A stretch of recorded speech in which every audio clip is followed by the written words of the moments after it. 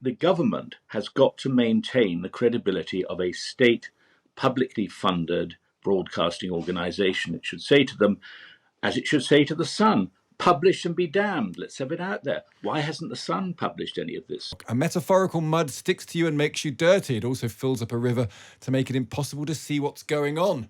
And the BBC seems to be drowning in a muddy situation at the moment. The young person, said to have been paid by a top BBC presenter for explicit pictures, says all the allegations are rubbish. The young person's parents have told The Sun they still stand by the story. David Mellor was Secretary of State for National Heritage, so was responsible for the BBC back in the day. He's also a barrister. We can speak to him now. Good morning, David. Good morning. What advice would you give to Tim Davie on how to handle this? Because there are counterclaims and claims going on. It's not entirely clear who knows what and when. What would you suggest that Tim Davie do now? Well, he's done his best to protect the broadcaster, and he's not wrong to do that.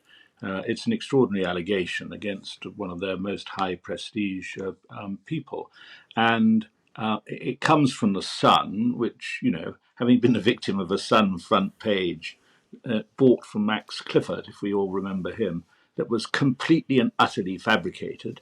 No one would want to take seriously what the Sun says, particularly since the Sun is not keen to put out there exactly what it knows. But I think it's now got to the point where it's quite damaging that so many people know, but a lot of people don't. Information should be open to all. And I think that the BBC should just bring it out. And name the person.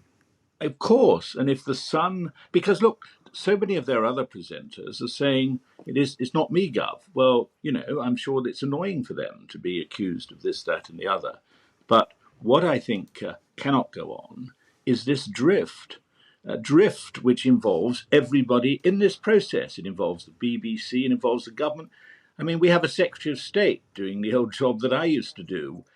She comes on and she looks a perfectly pleasant person, but she says nothing of any consequence. It's a bit like going to a football game and watching the youth team striker mess up an open goal.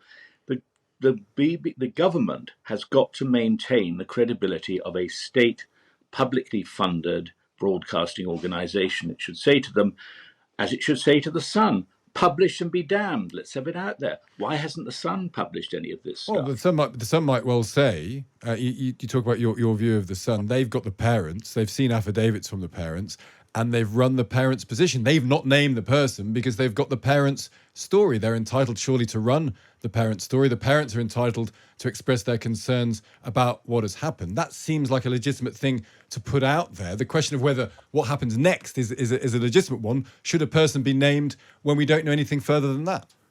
Well, I think it's got to the point now where it's become a sort of national talking point.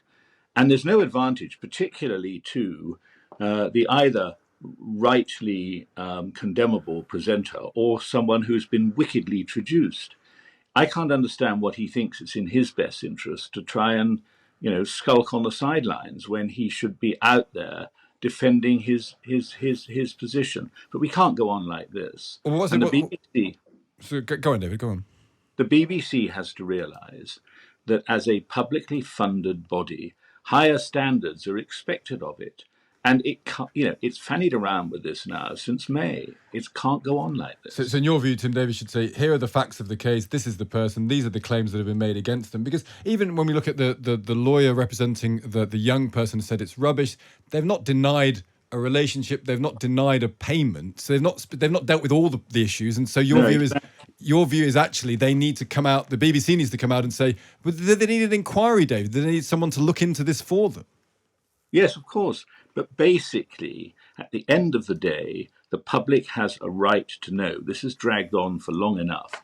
They've made a perfectly legitimate effort to protect a senior and valued employee, but it's gone beyond that. And I'm astonished that the senior and valued employee doesn't appreciate that it doesn't do his case any good to appear to be hiding behind his lawyers.